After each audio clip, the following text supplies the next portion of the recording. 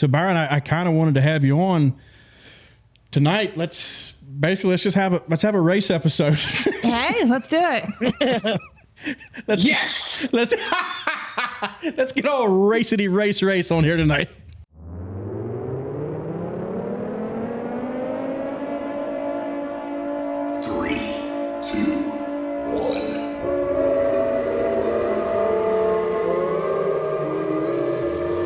Get ready, set, go.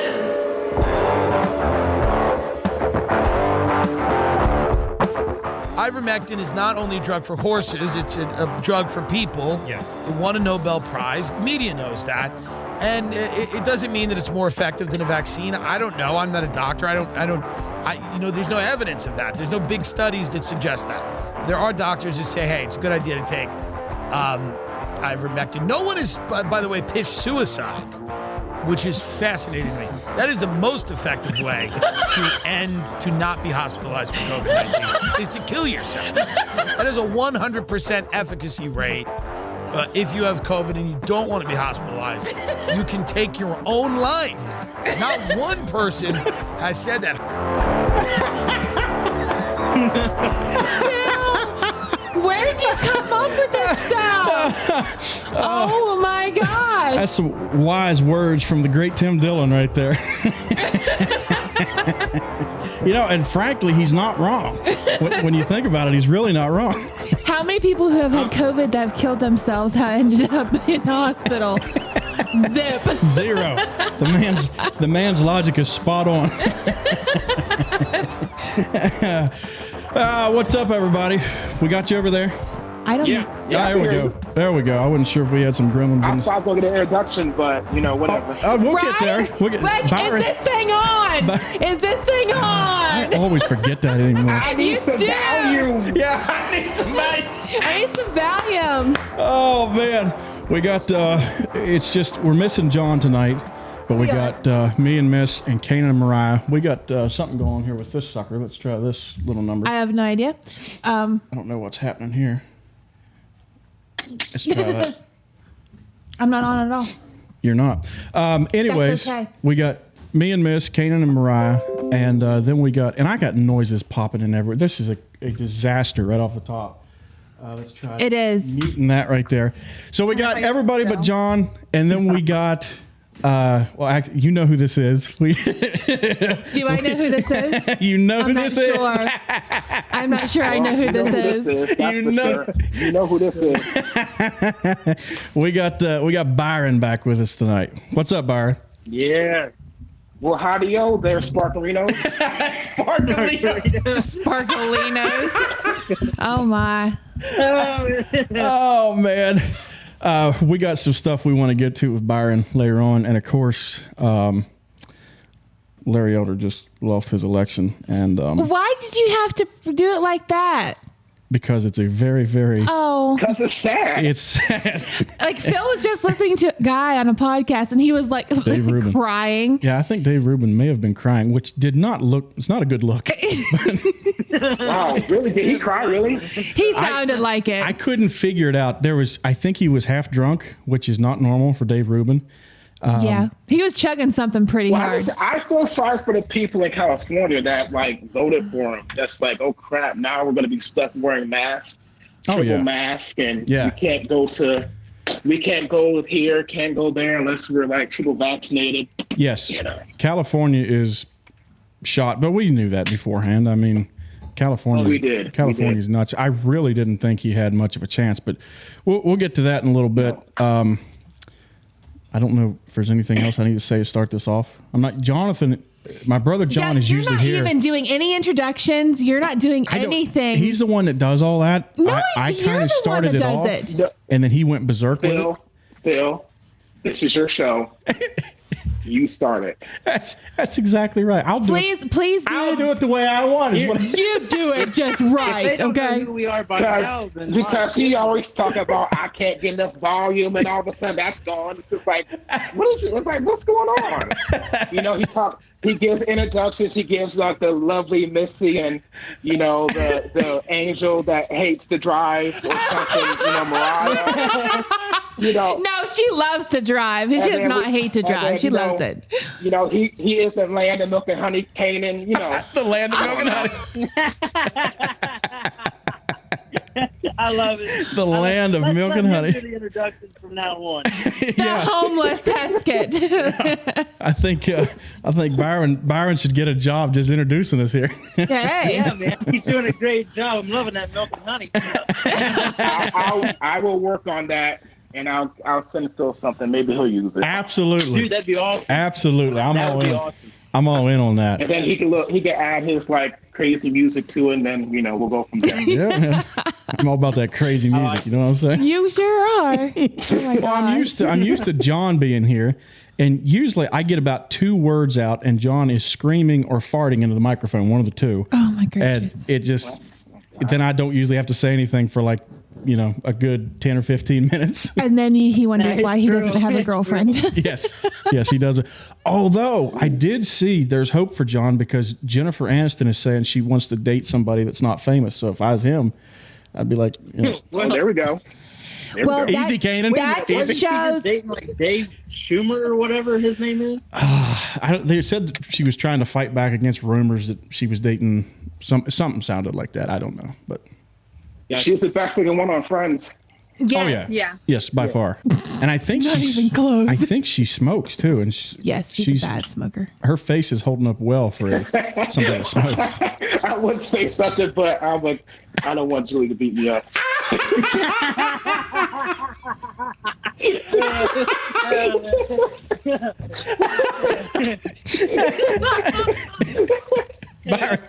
Byron's afraid of getting a divorce right here on the podcast. Byron's like, how much do I love Julie? No, it's not divorce. It's beat up. It's different. Dude, Julie would too. She would. Actually, I come across something pretty interesting here the other day. Joe Don Rooney from Rascal Flatts got arrested the other night.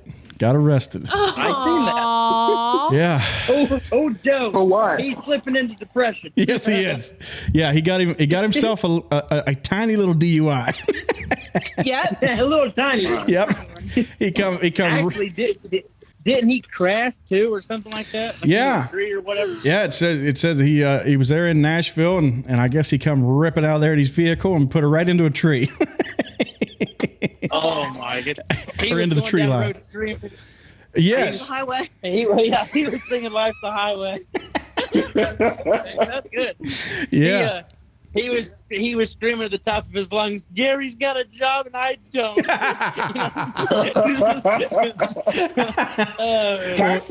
Can I say something about Rascal Flatts real quick? Yeah, say it, man. Okay. So I don't know if you guys are fans of Rascal Flatts or not. So if you are, I apologize. Oh boy, here we go. No, I'm sorry, but when I don't know how long ago they first started out. Was back in like 07 or something. I think it was before that. Wasn't it like 01 or 02? They were like I had heard them sing, and honestly, I'm like, wow, that's a nice girl group. That's a nice girl group. No, because I thought the lead singer was a girl because the way he sounded. I'm like the first hit that they sung, I'm like, I like this. And then when I saw, I'm like, oh. They sound like some pretty ladies. Yes. That man has a sexy voice. You're like, sing to me, baby. Just sing to me. Oh, dude. And you're like, oh, wait, hilarious. it's a guy. That's pretty good. Rascal Flatts, they did take a lot of heat from a lot of people because, they would get called a boy band and all that because they did have that Backstreet Boys look to them, especially back in the day. Yeah, they did. Yeah, okay. What happened to every country people wearing cowboy hats? Is that a thing that died off or something? That depends on who you are, I think. I mean, George Strait never lost it, but Right. then you got the guys. Yeah, that are, he's the GOAT. He's the GOAT. yes, he is. But then you got the guys that tried to do a mix between like cowboy hat and rock and roll, like Jason Aldean and Toby Keith. Yeah. You know, and it was like, well, Listen, ain't nothing like a guitar, a hound dog, and a shotgun. You exactly can make an right. album just off that. Exactly right. That's all you need. And a Ford truck. You know what And I a think? Ford truck and a mean old daddy woman. Mean old batty woman. I like that. I tell you what's funny is with Joe Don Rooney. So you got Gary, who's kind of went into gospel music, putting out a gospel album. He's out there singing the glory down, and Joe Don Rooney's getting arrested for driving drunk. Aww. He said, dang it, Don, you're making my job awfully hard. Yes. Oh, actually, I guess I got a clip we should play right here. Say it again. I dare you. You alcoholic. Oh no. Oh, dude, that's great. That's great. So you can clip stuff from previous stuff and okay. Oh, I can Yes. clip Coming stuff. up in the world. I can clip stuff from anything, Byron. Snip, Oh snip. gosh, so I'm scared. I'm scared now. In fact, if you got a dog you need castrated, I can clip him too. Snip, snip. Oh, speaking of clips, Kanan, I found one of you the other day. I was doing some Oh, no. I was doing some editing here, and I found one of you laughing. I thought it would come in handy.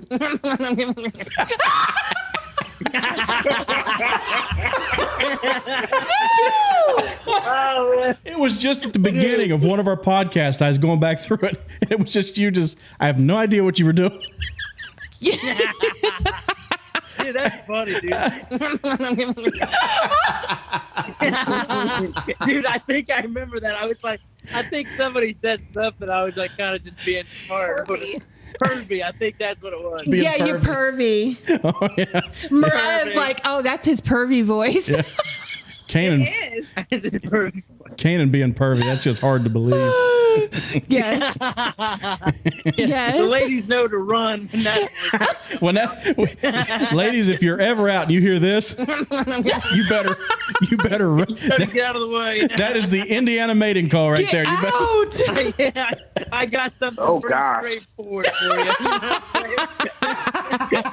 It was the formerly Ohio mating call Oh, gee when he was chasing Mariah Oh, yeah. around. Yeah, that's exactly right. Well, hey, did it work? Did it work? It worked, Yes. did it? It There did. you go. It did. It All did that work. matters. Yeah, people would say it works because they discovered them out in the cornfield, but that's besides the point. Yeah, that too. That too.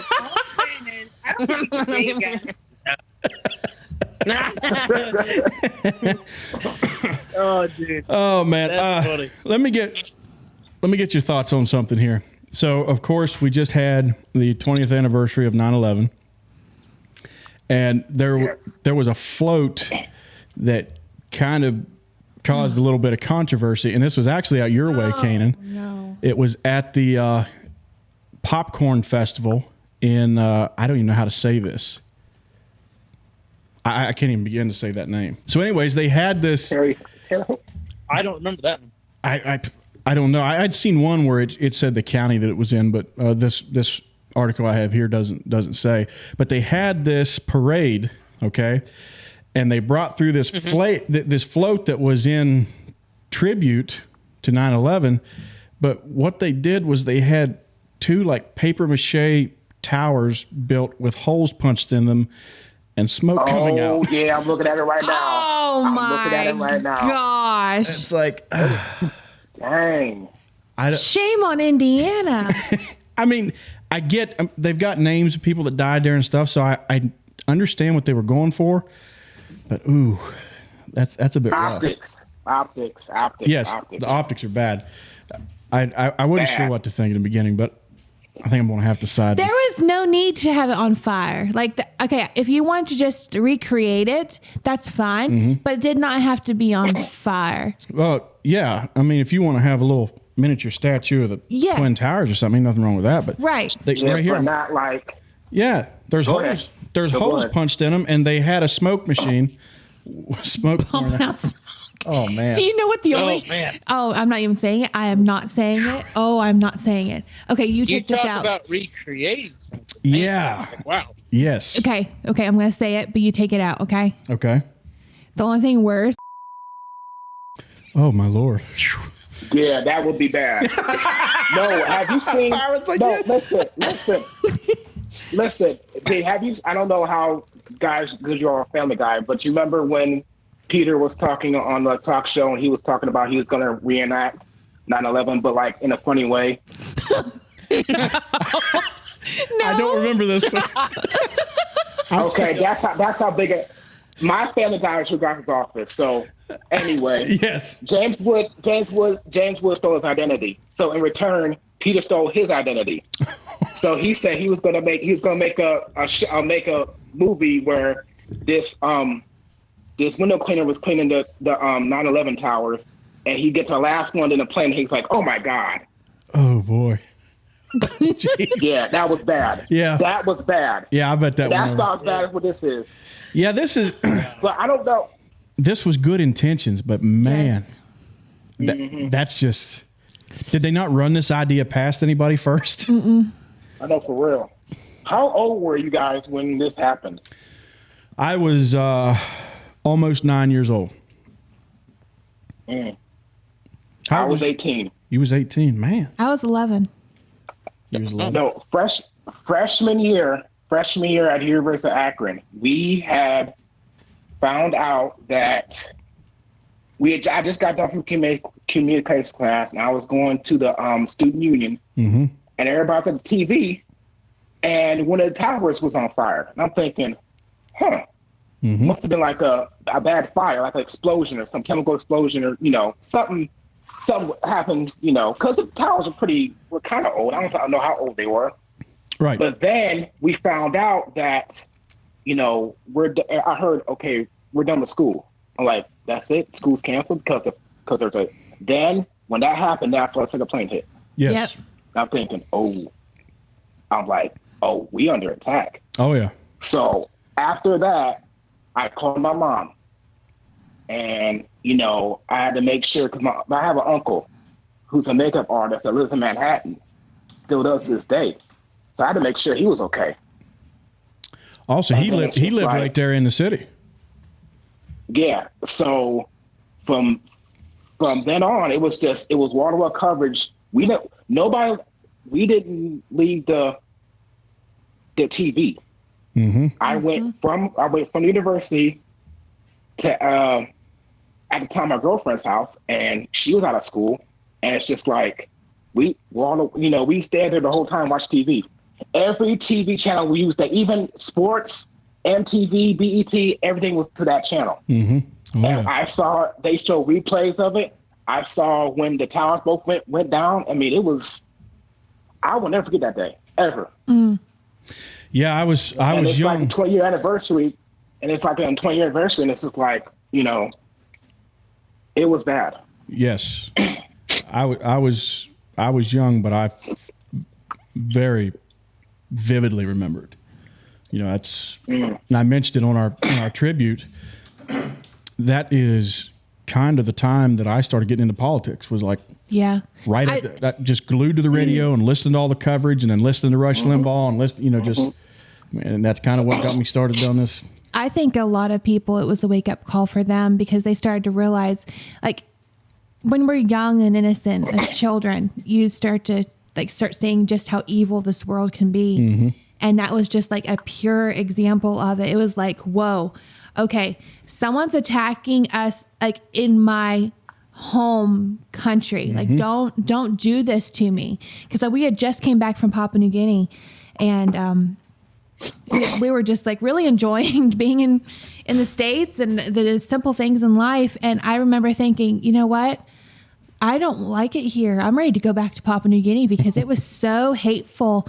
I've never seen more racism than I did when I came back to the States. I never saw more hate than I came back to the States, like materialistic. Everybody just had to be better than everybody else. And the competition was just ridiculous. And so now I'm like, you know what?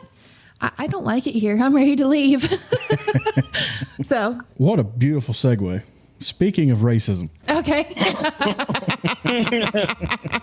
Or just race in general, you mean? just race in general. Okay. What first got me kind of connected with Byron was, and correct me if I'm wrong on Are any of the this, looks. Byron. Yes, the looks was obviously. Oh, the looks. Oh, off the yeah. I just wished I could look like him, but what I wish I had that beard. Okay. if Getting uncomfortable now. what got me kind of what got me connected with Byron was, of course, I was aware of. I knew he'd married Julie, and we had probably corresponded a little bit there on liking each other's Facebook post or something. Mm-hmm. But the George Floyd thing went down. Ooh. And I saw that, and I was always raised conservative Republican. And so I had my ideas about it, my drawn conclusions about it. Right. But I saw people in the street burning things down that had not reached the same conclusions that I did. Okay. Whenever you see something like that, and especially something making that big of an impact on culture, and then back before that, you had Colin Kaepernick kneeling, and you had riots over what was the guy there in Ferguson? You know better Yeah. than I do, baby. I have to look up. I have to look him up. Was it Michael Brown? Either is Michael Brown or Anthony Brown, one or the other. Yes. Yes, I think yes.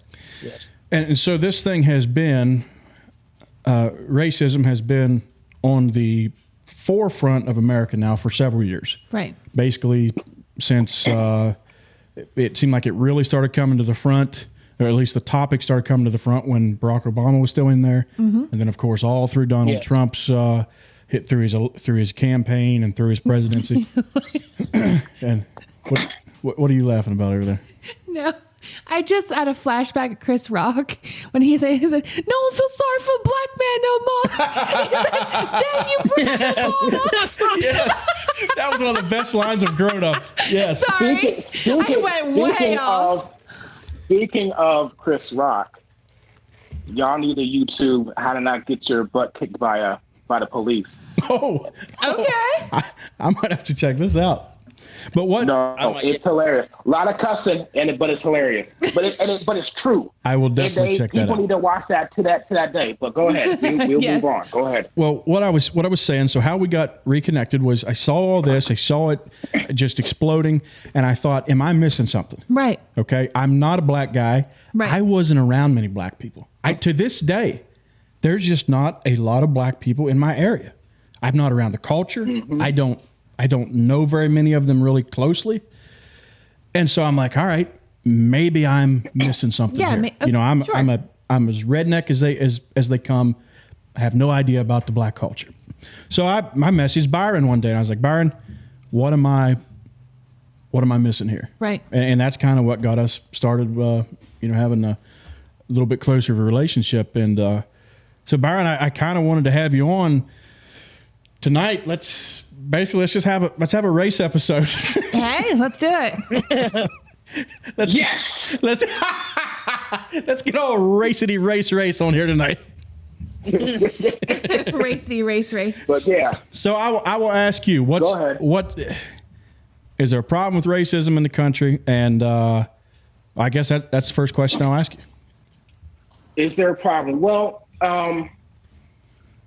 there is racism out there. Mm-hmm. You know that. I know that there is racism out there. But if we want to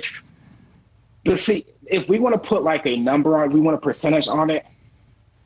I always say between 5 or 8% of America, because there's 5 and 8% of Americans that believe there's aliens out there, Mm-hmm. and there's also 5 to 8% of Americans that believe that Elvis is still alive Mm-hmm.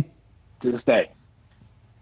And there's also 5 to 8% of people that think Tupac is still alive and he's out in Africa somewhere. And one of these days he's coming to this big concert. Aww. So I've not heard that one before. I've heard it. Oh, he's in Africa right now. He's about to give this big concert. Okay, whatever. Anyway, Second coming of there Tupac. is Exactly. There's 330 million Americans in America. So what's 5% of that? So yeah, that's how small, minute if there's racist people out there and there's a number, that's how many is it. Now, will that stop me from succeeding the way I need to succeed? No. There's no, segregation. There's no, Jim Crow laws that, I live in a predominantly white neighborhood. Mm-hmm. There's no crosses burning. There is, nobody saying go back to Africa. There's no N-word spray paint on everybody knows who I am. Mm-hmm. I can walk, how LeBron says, oh, I can't even walk across the street anymore. I walk across that street to go to my favorite place downtown almost every day. Mm-hmm. And nobody says a word. Yeah. So it's just like, go ahead. Well, so where's this all coming from? So obviously, like you said, there's obviously racist people. I don't think there's this humongous group of them that, at least not as big as the media portrays. Yeah, it comes from, I was looking online because, I knew this day was going to come when you were talking about, let's talk about race. Mm-hmm. So I was looking online for the most segregated cities today. And in the top 10, one of them, there's Detroit, which is, I believe, because it is very segregated. There's, black people live in one area. The Arabs live in another area, and stuff like that. Cleveland is definitely one. Mm-hmm. I lived in Akron, Ohio, which is about 45 minutes from Cleveland. And really, when I grew up back into the early, from 82 to when I graduated, 01, there's like neighborhoods, and they were like half and half, maybe slightly towards, 60% white, 30% black. There's only to this day, I don't know how it is now. Well, back then, it was one neighborhood that was predominantly black, and that was West Akron. Okay. Everywhere else was kind of half and half. I mean, and there were on the other side, on East Akron, there's a neighborhood called Ellet. At that time, was predominantly white. Now it's more black people that live there. But Okay. still, the point I'm trying to make is I lived in a neighborhood called Goodyear High School, was predominantly white. Back then it was. I didn't have a problem. There was no black community for me. And that's what everybody talks about when black folks talk about the black community. I didn't live in a black community. When I was a kid, my two next door neighbors were both old and white. The man across the fan across the street with me was old and white. The black next to me, I played with kids. They were Hilltops, and they were white. Mm-hmm. So it's just like when I go to school, there's more white people there. I mean, there's a couple of black people there at my elementary school, but majority was white. My teachers were white and black. My principal was white. So I don't understand. Go ahead. What you're saying is you weren't barred from the quote white neighborhoods growing up. No, God, no. I mean, my dad worked at you don't know what it is, but it's one of the factories called Babcock and Wilcox. Back in Akron, they had General Motors and not General Motors, Goodyear, General Tire, Goodrich, Firestone. People, and black and white just all work together. Yes. Right. So we never, the only place that I was like dealing with all black is my church. My church was on the west side of Akron. That's the only time where it's like, okay, we're, everywhere you turn is black, and I didn't have a problem with it. When I went to my grandma's house, my grandma lived on the west side. My auntie Cindy, she lived on the west side. So my auntie's a little, so anytime we had family functions, we went down to and it was not a problem. Back then it wasn't a problem. So I don't know where where they talk about where, still to this day, we're still dealing with racism. It's like, how? Well, and that's what I've always thought. And I still think that way. And let me be very clear to anybody that's, watching or listening that I don't really know much about this subject.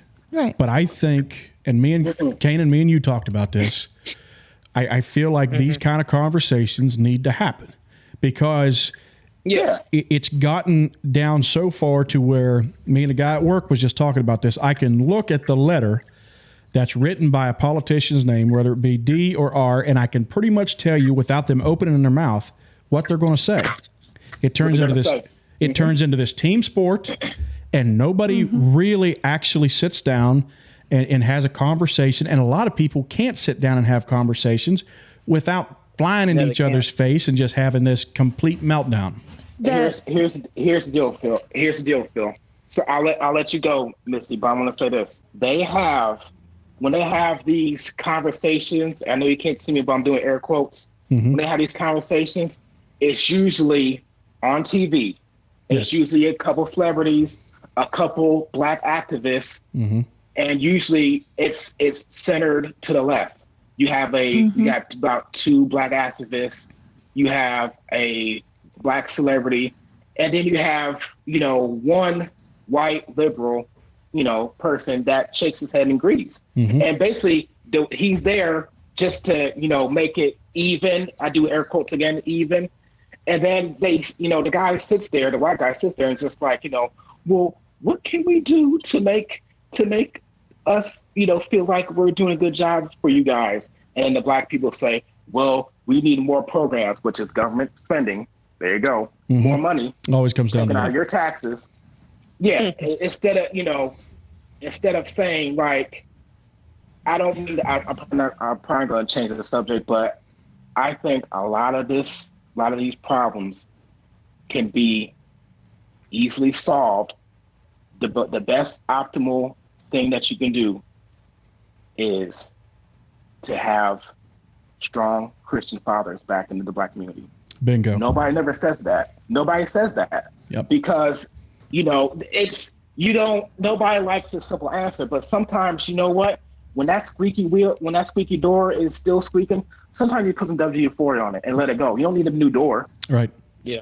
You need a lot, and not just black people. That's another thing.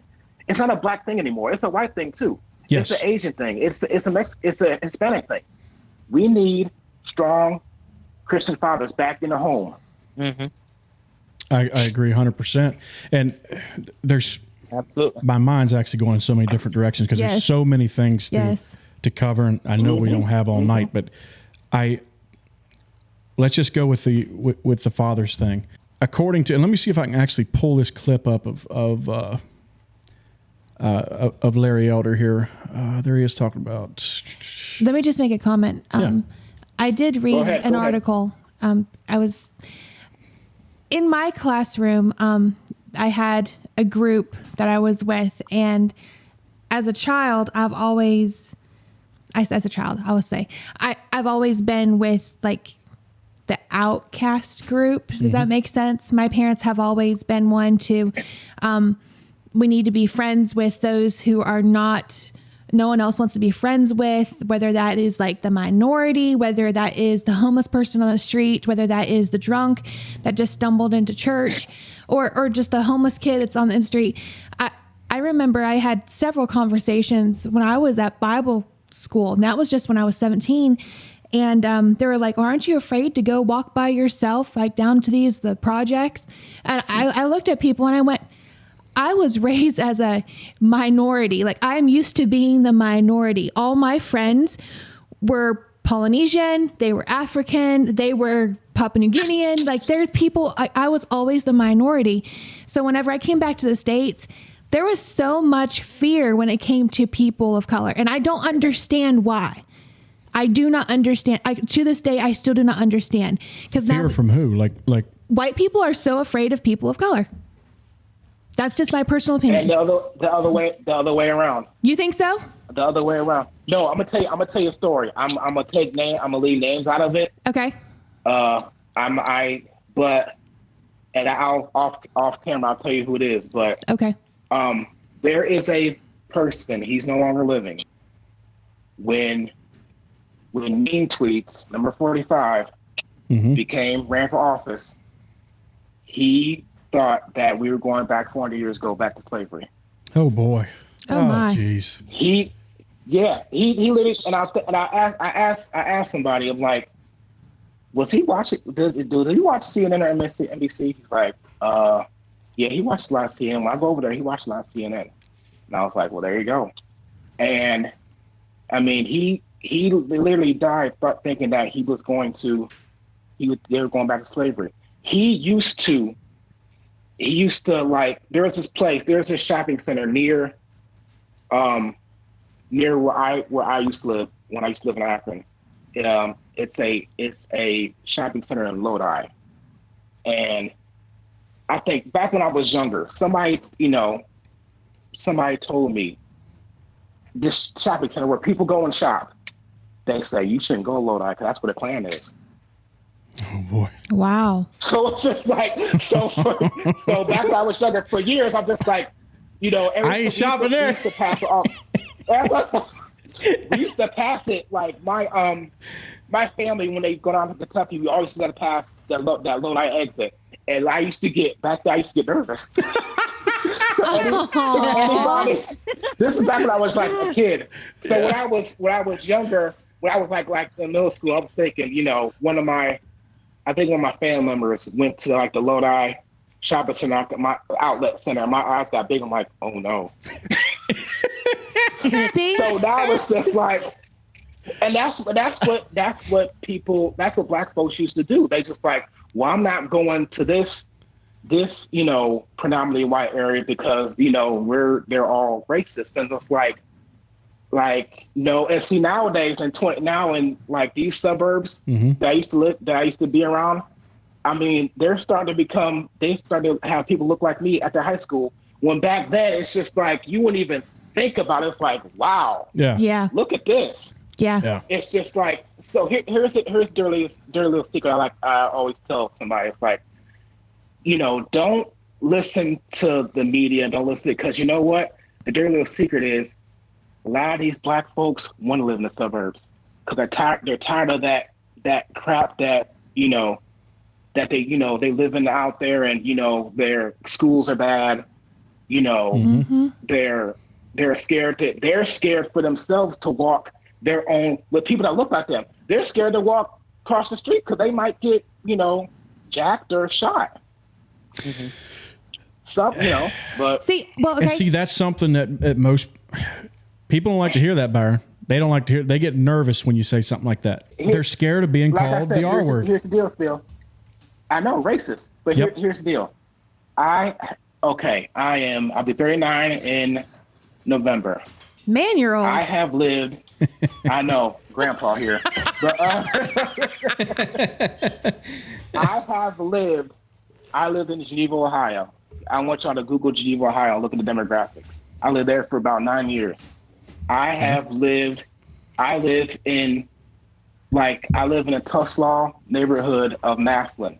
I want you to Google the demographics, and I've been going on for 7 years, and I'm not going anywhere because I like it here. I love the neighbors. It's quiet. I have two people across the street. They got big trucks with monster trucks, and one's red and one's white, and and they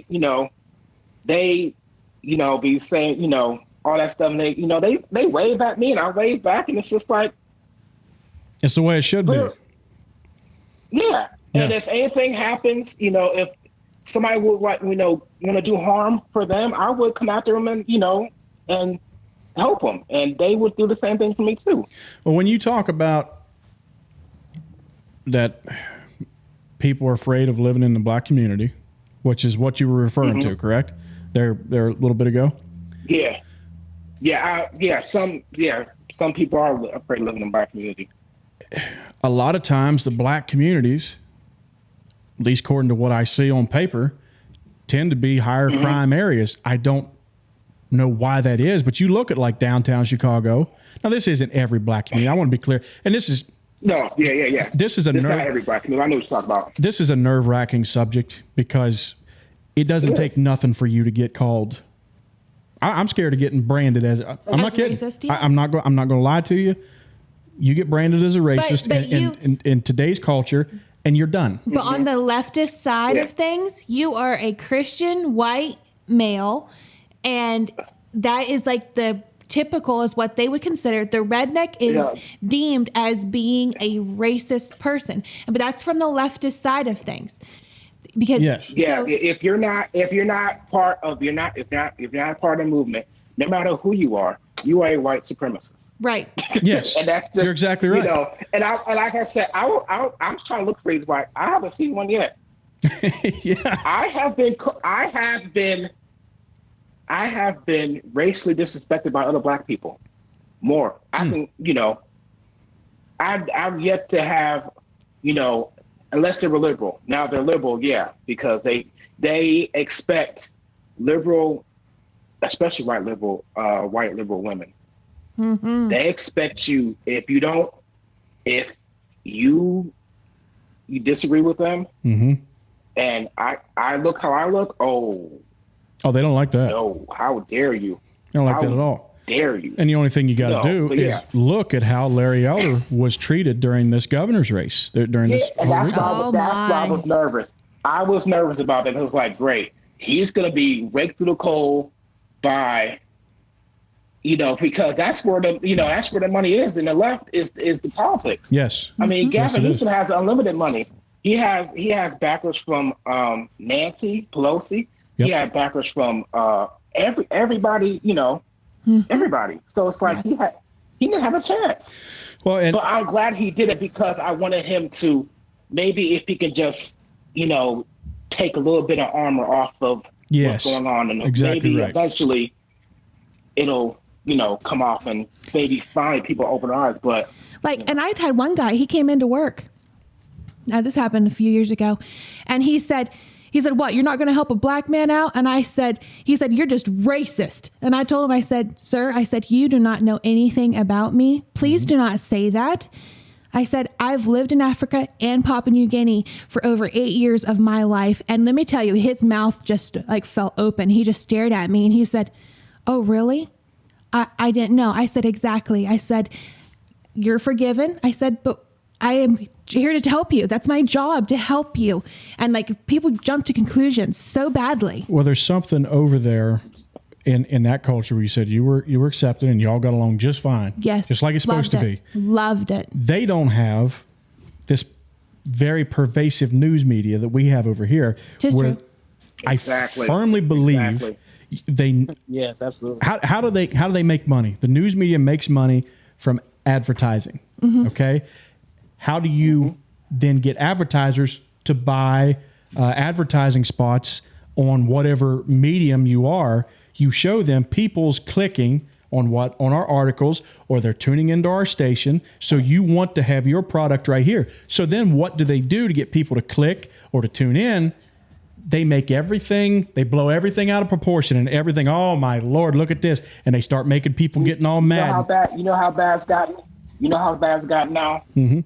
People legitimately have an argument that what happened in January 6th is what was worse than September 11th. Oh my. Are you serious? That's it. There's people out there that I'll tell you what. I don't watch when I go to work. There's this one lady that has MSNBC on all night, all day. Mm-hmm. And I go in a room, and basically that's they're having a legitimate argument, somebody saying, "Oh, this is," and then people on Twitter "Oh, this," blue checkmark people, people that are getting paid to talk, literally saying that. It's what they did when them people in Taliban took over Afghanistan. That's an insurrection.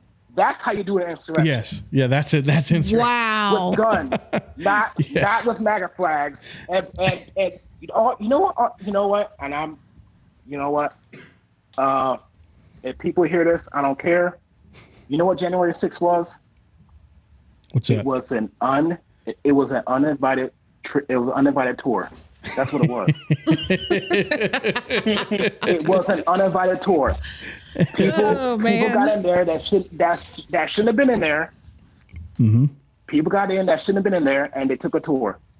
Yeah, I mean, that's an interesting way of putting it. I don't think it was. I mean, these guys were boneheads. I don't know. They were boneheads. I don't know what they thought they were going to do. Once you got in there, I mean, you think you're just going to walk in and they're just going to say, "Hey, have a good day. We appreciate your patriotism," or whatever they thought was going to happen. But I don't think it was what the media has since portrayed it as, because the media's job is to get people to click, and they found out if you make people mad, and I'm guilty of this myself, I will furiously click on news articles and scroll down through there just, sweating and frothing at the mouth. You have steam coming out of your ears. Yes, reading something, that Fox News is printed. And they can be they might not be as bad, but they've got it figured out too. Yes. Fox has it figured out too. Phil, you won't remember where you were at on January 6th, okay? You won't remember it in 20 years. You won't remember it. You remember where you were at September 11th. That's correct. That's correct. 20 years, Phil. 20 years. I remember that day. Yep. I'll never forget that day. Yep. Ever. You're exactly right. It's just like, they'll have these, and that's where these race hustlers come in. Mm-hmm. Yes, they do. We have race hustlers that will they'll see somebody, a black person dying from a white cop, and then, here we go, George Floyd. Yeah. The George Floyd effect. They freaking changed the Redskin name off of that. Yeah. Yeah, I know. And I kind of think about it. Yeah, they did. I want to circle back around to these, we were talking about the black neighborhoods and really, was referring to like Chicago and like Minneapolis and some of these ones where there's like a predominant black population. And so what causes this, Byron? I mean, I don't think it does not have anything to do with the color of your skin, because I see the same things happening in rural America, and it's happening to white people. Okay, you get in these areas where you're getting these single parent households, and the whole culture is just going to crap. So when I say when I say black populations, please, whoever's listening to this, I'm not being racist at all. I'm saying the same thing happens with white people, but what causes this in the black culture, Byron? I mean, what got this all going? Is it mainly the absence of fathers?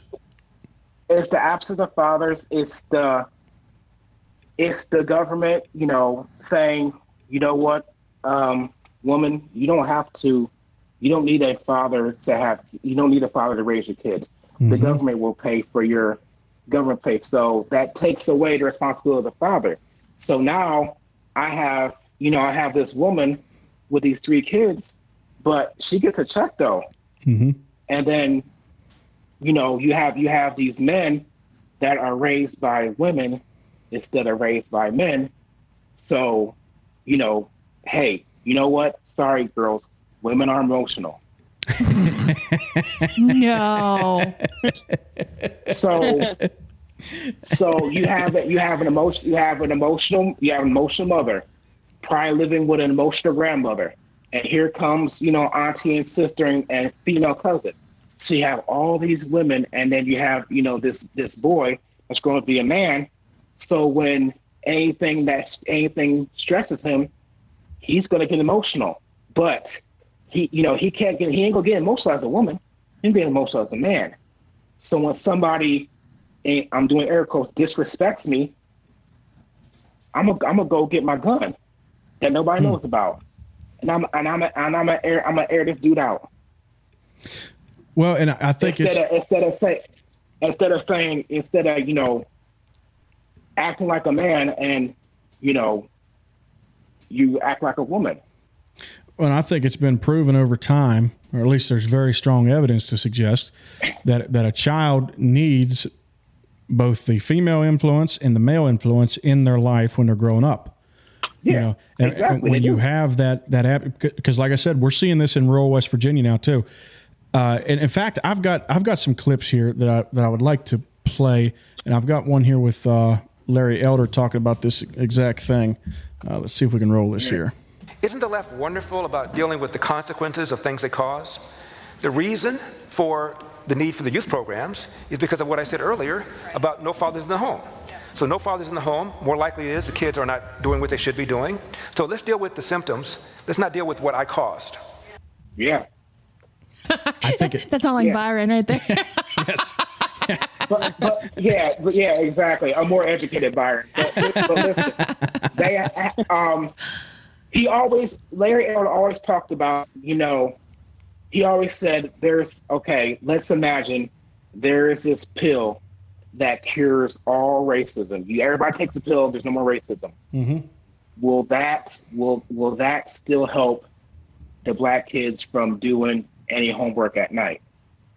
Because I don't know what stat he used, but he always uses stat. And I don't know where he got it from, but there's like the percentage of students that do homework. It's like Asians up top, then Caucasians, then like somewhere near the bottom is black people. Mm-hmm. Because if you don't do your homework, you can't do good in school. If you can't do good in school, you can't succeed. There's the Brookings Institute is something that he always uses. And he says it's a left-wing think tank. Mm-hmm. And he says to beat poverty, the Brookings Institute says to beat poverty, he says, graduate from high school, get a job, don't have kids till you get married. Yes, I've heard this. Married, stay married, and then have kids. Yep. And if you do those things, there is a higher percentage. It's not perfect. Nothing's perfect. Right. That's the problem with left. Left wants perfect. Ain't no perfect by heaven. Right. So. Well, let's go on. I've actually got. That's optimal. Yes, it is. I've got some more here of him talking about race and so forth. A black reporter recently said, "Elder, yes. What is your opinion about critical race theory?" I said, "You mean that narrative that pits blacks against whites, that pits Asian Americans against Hispanic Americans?" I said, "Let me answer the question this way. Pick out your favorite magic wand, wave it over America, remove every smidgen of racism from the hearts of white people. Now everybody white thinks exactly like Mother Teresa. Do we still have a situation where 70% of black kids enter the world without a father married to the mother, an increase from 25% back in 1965? Do we still have a 50% dropout rate in many of our urban high schools, and many of the kids who do graduate cannot read, write, and compute at grade level? Wow. Are 25% of young black boys in some urban areas still having criminal records? By that I mean in jail, on parole, or on probation? Is the number one cause of preventable death for young white men accidents, like car accidents or drownings, versus the number one cause of preventable death for young black men, homicide, almost always at the hands of another young black man? Is the rate at which young black men are killed 8 times the rate at which young whites are killed? If the answer to those questions are yes, then I submit to you that systemic racism is not the problem, and critical race theory and reparations are not the answer. You're being manipulated. You're being used just for your vote. Knock it off. Bingo. Wow. Bingo. And that's what they do. That's what the left do. They use emotion because we can't get, as black people, we can't get emotional. And we see some on TV that's happened to us, and it's just like, we get upset. Well, anybody can, Byron, if you're being constantly told that you are being basically wiped out as a race. That's going to make anybody emotional. anybody. And it's just like we always, anytime I side with, the right or whatever, I'm considered, they call me racist names and stuff. And it's just like, oh, you're dancing with a white man. But it's just like, my thing is, who ain't dancing with a white man? White man dance with a white man. Yeah. We live in a predominantly white country. That's just and also again, Larry Elder, he says I don't know where he got this information from, but he says if you took all the Black Americans and put them have them in their own country, they will be the 13th wealthiest country in the world. Oh wow! 13th. You know how many countries are there? Yeah, Wow. that's top. That's 1%. Wow. So it's just like, what are we talking about? What are we talking about? See, I firmly. It's like we're not. Go ahead. I firmly believe, Kane and me and you just talked about this the other day. This is America, and you can do whatever you want. Right. If you want to get out there and you want to make. I mean, look at Larry Elder. Larry Elder is a prime example of this. Barack Obama is a prime example of this. You can become the president of the United States as a black man, as a white man, whatever. It's just in this whole thing of just teaching these, especially now it's kids that from that very young age that listen, there's always going to be somebody. The man's always going to be keeping you down. That infects their mind to where then they've got this mindset. Well, I can't be what I want to be. It's like, no, it's not true. You can. And that's one thing I hate because I hate, okay, that probably wasn't the best word. I dislike it whenever I hear people say, like they have a sit down with their children or whoever, and they say, well, just so you know, so-and-so is going to hate you because you look different. See, I've had two people tell me this, and let me tell you, my heart broke because now these children are going through life like thinking, oh, so this person's going to hate me because I look different. yes. And that person's going to hate me because I look different. And you know what? Every time I pass a police officer, they're going to be targeting me and looking directly at me. And I'm like, oh, hold on a second. That's why they get upset. And it's just like every time they see, because they've been told all their lives, be careful about the cops. They're gonna hunt you down. They're gonna, they're gonna spot you. They know what your blood is different. So when they're 18 years old, 19 or 20 years old, oh God, here comes a cop. So I'm gonna fight. I'm gonna do this. I'm gonna do that. And the cops trying to like, listen, you need to calm down. Just like, no, you trying to do what's best for me. Then they fight with each other. Then boom. It becomes an emotional war before the police and they even have a confrontation. It's like you already have to have this, what am I going to say to them if they pull me over? Like I have to have this done just right and this done just, and I'm like, just be a normal person. Don't be defiant. Don't be going out there smacking around, acting like you're big and tough whenever you've done nothing wrong. When you're acting arrogant, I don't understand that because I've seen so many videos of this. If I was told from a young age that Kanan hated my guts and would shoot me if he got a chance. On site, Anytime I'm around Kanan, I'm going to be grabbing for a gun. I'm going to be getting ready for a fight. I'm going to be nervous. I'm going to do whatever. And so you've got this narrative. I think a bunch of this comes back to this stupid narrative. Like you said, they're not going to like you because of your skin color. I'm just going to let you know. So then what's those kids going to think?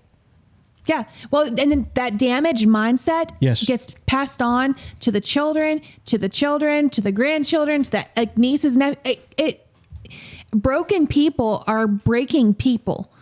And it bothers me. Let's go ahead and kind of, as we're moving towards the end of this thing here, let's talk a little bit about the police thing.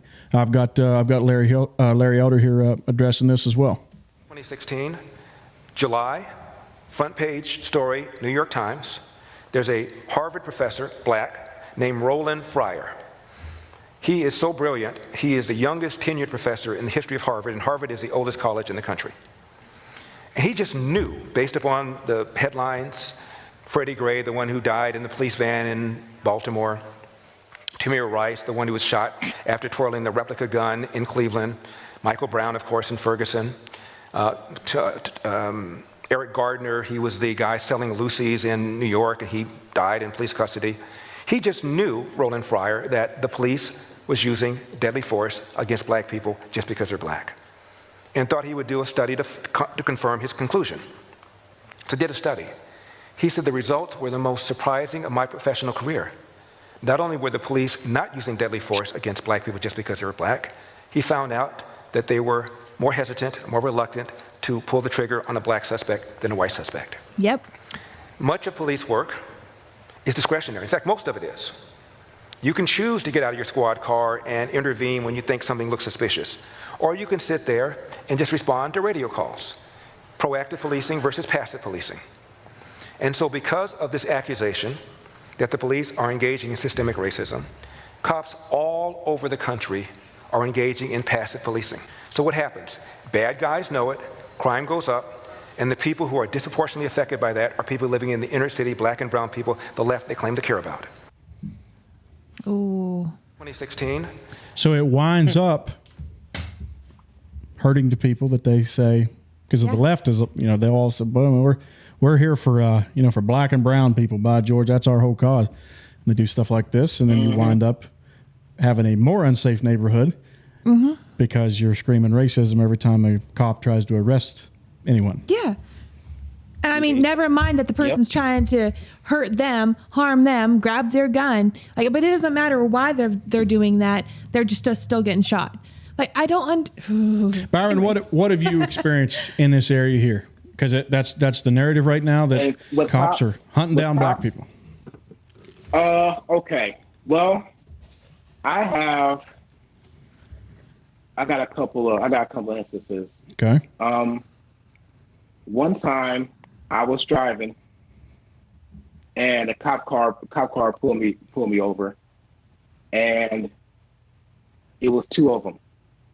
One came from the left, one came from the right. One took his billy club, tapped on the window. I rolled down the window. Just so happens, I know who the cop is. She knows who I am because she used to patrol the school that I used to go to. Mm-hmm. She's a lieutenant now. And she's like, well, you can't do yourself, but she's like, let's get out of here. It's not him. I was like, hey, Officer so-and-so, how you doing? And she's like, all right, let's go. Aww. Okay, bye. Okay. Incident number 2. I just got this new car. Didn't have any tags on it. I was taking someone and 2 little ones in the car with me. Okay. A cop car is in front of me. Our cop car is in front of me. He speeds up, then slows down to get around me. So now I'm in front of him, and now he hits his lights and pulls me over. So I asked, he's talking. It's just like, where's license plates? Like, well, I just got this car. I'm going to get my tags right now. And the guy's next to me, he's getting upset, and I'm just like, dude, chill. I got this. Just stop talking. So I just tell him, like, listen, we can go down and go to the dealership right now until I just got this car. I'm going to get the tags. And he says, fine. He leaves. Number 3, I'm going to Geneva. This is like around 2004 or whatever. It's cold. I have on a parka. It's and I'm driving like a nicer car. It has a spoiler and stuff. And this guy, the cop pulls me over. It's dark because I'm out in the sticks. It's dark. And these 2 white cops, pull me over, ask me, because I did have an expired sticker. So all of a sudden, here comes 3 more cop cars. And you know, the way I was just back then, you know, I thought I was a thug. So the way I was dressed, I had on I looked like a rapper. I had on Timberland boots, baggy pants, and a parka. So they thought, you know, so they just asked, you know, can we search your car? I'm like, fine, we search it. And like I said, there was like, I think 3 people searched the car, up, down, under the hood, in the trunk, in my bag. While there was the other three cop cars were there, and they searched me, and they just swore that I had guns or drugs or whatever. They didn't see it. I just, you know, I was cool. You know, they ain't gonna find nothing. And if they do find something, they planted in me, and I'm gonna get their name and badge, and we'll take it from there. But they didn't find anything, so you know, the guy got pissed off and he left because he thought he had something, but he didn't. So yeah. He thought you were Usher.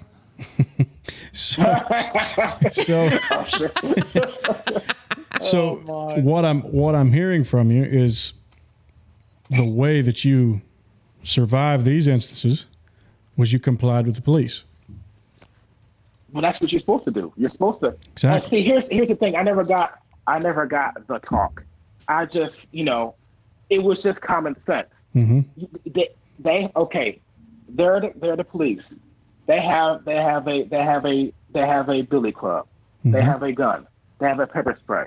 They have a bulletproof vest. In their car, they have a shotgun. Yes. They have steel-toed boots. They're just as big as you.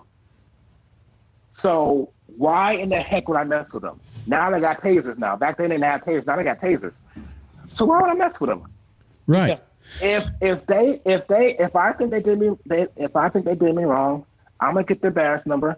I'm gonna take them. We can sell this in court. You're going to fight it in court. That's exactly right. I heard a guy the other day, a black guy called into a radio show, and they were discussing some of these same things. And he said, look, I tell all these younger black kids in my community, you're never going to win a fight on the side of the road. You take that sucker and you take it to court. That's where you do your fighting. Mm-hmm. And this is where, and correct me if I'm wrong, and like I said, I have an open mind to this stuff. I think conversations like this need to happen, and they need to happen more often, especially on the national scene where people aren't just looking for a sound bite or a news clip to say, look, I got you. But if I, as a white redneck, if I got pulled over in Hillbilly and I started acting a fool, right, or I started trying to grab the cop's gun like Michael Brown did, or if I turn and take off running, I'm going to get roughed up. I'm going to get roughed up, and if I'm trying to grab his gun, I'm going to get shot, and I'm a white guy. And see, that's another thing, too. Mm-hmm. These police officers, they are trained. They are killing machines. They know what they're supposed to do. Like, and do you think that you're going to be able to take down like 5 police officers just by grabbing their gun? You're going to get hurt. You're going to get it. I mean, and I think that's regardless of your skin color. Yes. That's my opinion. Yes. But that's what I believe. Like, I would not want to take on the police officers that I have down here in Hillbilly. Like, I know they can push me to the ground faster than I can say cat. Yeah. I mean, my gracious. So I think the secret to that is behave yourself when the cops is pulling you over. All of these instances, Byron, and there was the one, I can't remember the guy's name. He did get shot in the back, and it looked bad. It really looked bad. Yeah. But, okay, and I firmly believe the cop was in the wrong on that one, and he got his just due. He was. Yes. He got his just due. I think I remember which one you're talking about. But if you hadn't tried to run from the cops, it wouldn't have happened. Now, like I'm saying, the cop was firmly in the wrong, and I believe he went to jail, which is where he belongs. Yeah. He did. He did. Just because some people can't handle being a cop. That's another thing. Yes, and that's true. That's true. And I'm not here to say, all cops are not at all. There's some bad ones out there. There's some that are like, happily kneeling on people's necks. Now, I'm not saying that. Yeah. That bothered me. That one was okay. If we're going to talk about it, that bothered me. That guy just knelt, and he looked cold, and the guy went limp. Like, that's another thing too. Yeah. In my job, if I'm holding someone down and they go limp, by George, I'm getting back up and making sure, hey, are you still alive? Like, that's our job. But Anywho, some people can't be cops. Yes. Like It's some true. people shouldn't be. Some people shouldn't be preachers. Some people shouldn't be You're lawyers. exactly Some right. people should be doctors. Yep. exactly. But I do believe that 99% of the time, if you act like a human being, and you're going to be okay. Don't try to run. Don't if you got some. I mean, if you got some warrant out for you, they've got you now. You're going to have to. Yeah, You're going to have to figure all that out. If you got half of Mexico in your trunk, Yes. you're probably going to go to jail. You're in trouble. But it's better to go to jail So than be on the news. that's your fault. Yes, yes, it is. So, as to wrap this up, Byron, what's the cure for this? I mean, what's the cure for this division? What's Well, okay. The optimal cure is to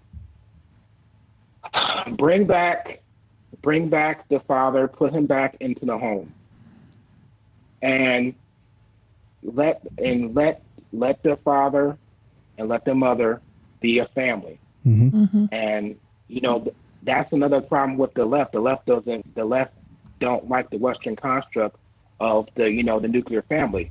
The man, the father, the mother, and then the kids. yes. They don't like that. That's why they're fighting. They're fighting this. They say, "Oh, you don't need no young queen. You don't need no man to tell you what to do." Well, but who's gonna take care of them kids though? Right. Who's gonna calm that kid down? Right. I had a father and I had a mother. I didn't have to worry about a thing. I knew when my food was coming. I knew when to get up in the morning. I knew when to go to bed. You acted up, Dad was going to handle you, or Mom was, or they both were. So it's just like, I have that, and you have that security. It's just like, you know what? Mom's at work. Mom's going to be at work for a little bit because she worked part time. That's another thing. My dad worked full time. My mom worked part time until she got a little bit older. That I hate to say, but sometimes the mother, especially has kids, that mother can stay home. I'm sorry. I know it's got silent, but I'm just saying that mom worked part time. She didn't work full time, and Dad worked full time. Dad worked full time. And and we lived in a wonderful neighborhood. Yeah. And we have these people that want to live in these $500,000 houses to get their status up, but it's like now Mom is working and Dad's working. Well, who's taking care of the kids? Right. That's a good question. Grandma and Grandpa. I mean, that's a good question. Yeah, but Byron. Grandpa and Grandpa didn't pay their dues. They want to hang out at their beach house. Yeah, they done raised their kids. They don't want to take care of Brittany and Maverick. I mean, come on, they love them, but it's like they don't take care of them. Free Britney. Yeah. Well, I mean, we've took a swing at it, but I don't think we're going to solve the world's problems. No, No. we're not no hour. And by the way, Julie just pulled up, so. No, the big answer though she's too. probably gonna say, what's up? The big thing too, and you did mention it, Byron, is Jesus. The world just needs Jesus. Yes. If you have it in your mind, that's the first thing. Jesus. Absolutely. That's the first thing I of all. firmly believe that is in the definite answer. That is, we have the answer, but if you're not going to realize you have a need for Jesus, it doesn't matter. You'll still be lost as ever. If you're not a Christ follower, it's not going to work out. Absolutely. You got to have Christ as the main thing, then family, and then the rest will fall into place. Yeah. Yep. Well, I guess we should probably start winding it down. We've been going for almost about an hour and 20 minutes or so. Well, I'm all for part two. Absolutely. I'm all for And part two. Yeah. that's what I was going to say. I think we should do more of this. And I'm not going to lie. I'm scared to put this on Facebook because people don't want you having these conversations. That people do not I know, want but these conversations. Yes. You need to put it on Facebook. Oh, and it will. It'll go up there. But Okay. there's some people that just, especially the powers that be, You know, the old Facebook Mark algorithms and all I that. know the algorithm. Yeah. Yeah, but I think these kind of conversations need to keep happening because I don't know everything, and it does me good to I talk don't to know somebody. everything either. Are you worried about Yeah, Mark Zuckerberg? He's worried about them? Well, as long as you don't tag me, I should be all right. Fat chance, buddy. Fat chance. Yeah, see, we got to have those credentials, though, man. They got to see we tagged a black person in this post. Miss, you got anything you want to say before we shut down? No, but I definitely think there needs to be a part 2 because there is a couple other things. I actually had an article that a lady shared, a black lady shared, and it was like, wow, eye-opening for me as, you know, just as a regular white girl. Yeah. Well, let's do part 2. Yeah, I think we should. two. Kanan, you or Mariah got anything there? No, I think we're all good too, man. All right. Byron, what about you, bud? Oh no! Thanks for having me. I'll be up for part 2. Maybe I can get Julie up in here. Absolutely. Yes, I'd love to. Be awesome. That'd be awesome. I feel like we just barely scratched the surface. There's so many other things. So Sorry, Ken, you get a chance to talk. Oh man, no. I'm worried about being labeled racist. I'm just gonna keep my mouth shut. yeah, see when we You're fine. when we all lose our jobs because we're racist, Kanan's gonna be over there, you know, grinning like a fat cat, talking to the news, saying, "I tried to tell him." I tried to tell them to say something, but hey, they just I'm not racist though. No, I enjoyed listening. It was very informative, and I really enjoyed just listening and learned a lot tonight. So Yep. Yeah. Yes, indeed. I'm gonna be like Kanye. I'm gonna let you I'm gonna finish. let you finish. But he'll be broadcast at the best podcast of all time. Well, it is. All right, don't forget you can get us on anchor.fm/Phil Sparks. Leave us a voice message, or to become a supporter of the show, you can send us an email at hillbillybroadcast@aol.com. You can find us on Facebook. We're on Twitch some of the times. Pretty much in any place that you get your podcast, we should be there. So new episodes every week. And with that, we'll shut her down. We'll catch you next time. Love y'all. Bye. Arrivederci.